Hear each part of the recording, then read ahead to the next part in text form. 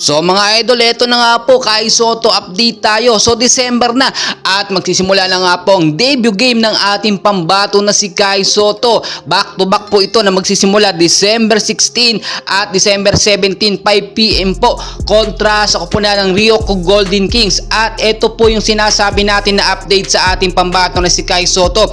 Sigurado po't may assurance na makakasama sa lineup ang ating pambato. Bakit kamo? Sa 5v5 na mga practice kasamang Hiroshima Dragonflies ay always present po at napaka-impressive talaga ng pinapakita ngayon ng ating pambatong na si Kai Sotto. Indikasyon lamang ito na sobrang sabik na ang makapaglaro si Kai Sotto. Kinakailangan na po ang tangkad ni Kai sentro ng Hiroshima na si Kai Sotto para sa mas magandang laban or magandang highlights ng Hiroshima Dragonflies. Alam nyo kasi nung hindi po nakapaglaro si Kai Sotto sa Hiroshima, bagsak talaga ang ratings ng Hiroshima Dragonflies sa mga fans o Filipino fans ni Kai Sotto. Hindi po pinapanood, pero it doesn't mean na wala na yung ating pambato na si Kai. Ngayon po, titignan nyo mabuti yung mga pagbabago kung ano nga bang meron maipapakita ngayon si Kai Sotto. Number 1 po dyan, yung kanyang pangatawan po ay mas nag-improve na, mas mamasil na po at mas maliksi na siyang kumilos ngayon kung ikukumpara nung nakaraan. Alam nyo, sa kakatapos na kanyang back injury, pagkatapos siyang gumaling 100%,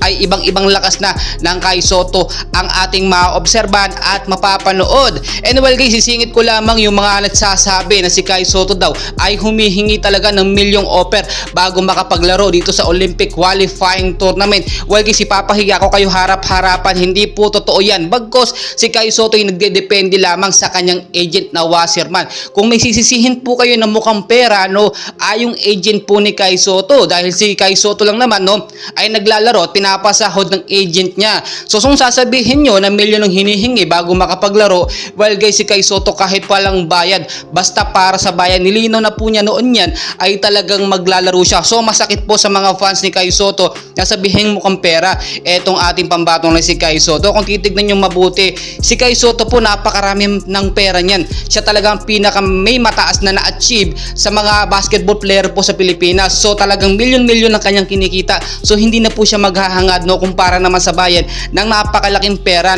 Kung ano lang po yung maibigay sa kanya, pero ito pong agent ni Kai Sotto na Wasserman talaga ang nagde-demand ng malaki. Siyempre malaking parte or 50-50 makukuha dyan ng Wasserman.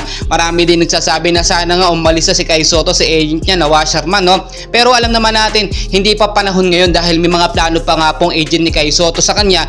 At tinitignan natin yung sinasabing siguradong assurance sa makakapaglaro sa NBA ngayong taon or by next year. Aabangan po natin yan kasi ngayon po kasi dapat talaga magpakitang gilas si Kai Sotto at makakita or magpakita na magandang highlights para mapansin po ng mga NBA scouts. So take note na po, isulat nyo na sa inyong kalendaryo.